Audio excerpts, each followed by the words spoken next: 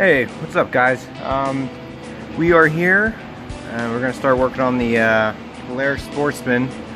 Like I said before, we were replacing wheel bearings, which I actually already did. I got new wheel bearings on this side, pressed them in, and I got new wheel bearings. They're all done on that side. But now we are going to be working on putting the axle shaft back in. I got a brand new one. The old one had a tear in the boot, which you can replace, but it had a lot of play and stuff, and we just decided you can get an axle pretty cheap now, so we just decided to get a new one. So let's check it out.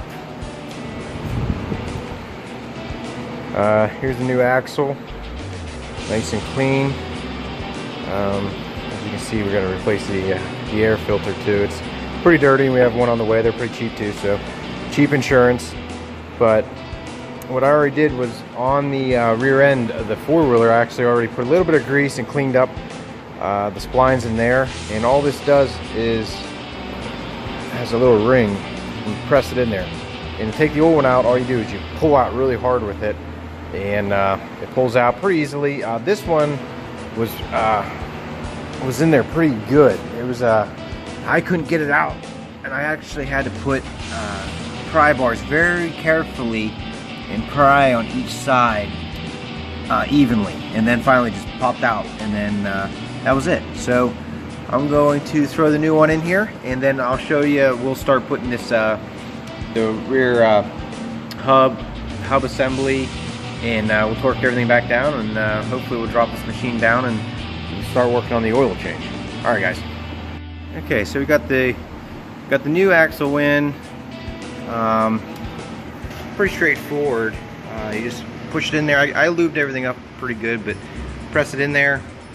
And then actually, if I was you, the easiest way for me to put everything back together was actually to don't mount this yet.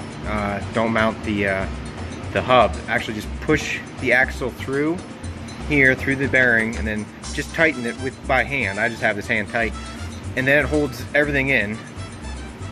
And then after you do that, you can tighten this one, put this bolt through, tighten it up a little bit. Obviously, don't torque it yet, and then press this down in, and it'll push right down. It'll actually pull that out a little bit because they go in and out. So it'll pull it out a little bit, and then you can tighten these down here, tighten this back up. I think the torque specs, 30 pounds on this one, and then 35 on the bottom ones down here. So yeah, I lubed all these up too. They're nice and lubed up before we put everything together. This one gets torqued to like 100 foot-pounds, but obviously you can not turn it now, but you don't want to be tightening it up through here if you don't have to. So what I'm going to do is put the wheel back on, tighten it down, drop the four-wheeler down, and then have the weight of the four-wheeler also help so we can torque this big one down here. Yeah, so we'll do that and we'll check it out. Okay, well, everything's torqued down. Like I said, that was like about 100 pounds. Torque the wheel down, and like I said, it's up in the air. So what you want to do now is you want to rock it a little bit back and forth and see if you can feel anything, if it's got any play or not. We should be good to go. So that's, like I said, that's the new axle put in, new wheel bearings, and like I said, next thing we got is to change the oil and the filter in it.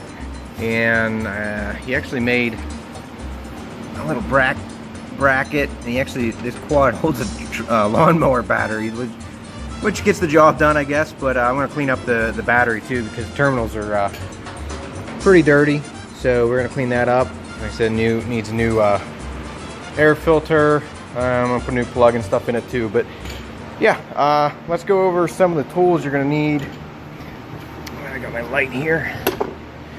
Okay, so let me see, we got 9/16, which you can use that, or like a 14 millimeter. That would work. And that is for the bolt that goes on top of the hub that goes across. Now that's to tighten it down. And then you got 5/8, and that is to torque the two bottom ones on the bottom of the hub. And then the middle one here is check out my torque wrench. Whoop, there goes my light. That is, let's see if it'll focus, 1 1/8 inches. and obviously the torque wrench. And that's about it. I mean, I use my pair of needle nose vice grips, and that's to pull. You got to actually use your screwdriver to take. Let's see if I can go inside now, being it's already all right here. What you do is take your screwdriver and take.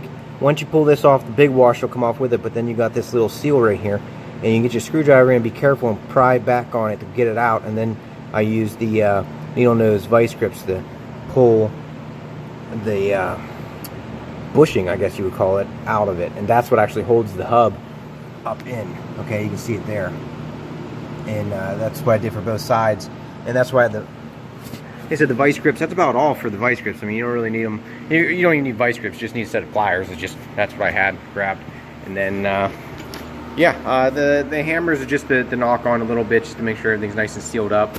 But yeah, I mean, it's a pretty basic, easy job tearing everything apart. It's just, like I said, back here, the only biggest problem I had was getting that out. It was just really dirty, and that's why I cleaned all that out. But it was really dirty inside there, and once you pull it out, clean it all up, put it all back together, it was basic. I mean, very easy to put everything back together. So yeah, that's about it, guys, and we'll keep moving. Next, whenever I get the rest of the parts in, we'll start finish the quad up, take it for a test drive. Alrighty, I'll talk to you later.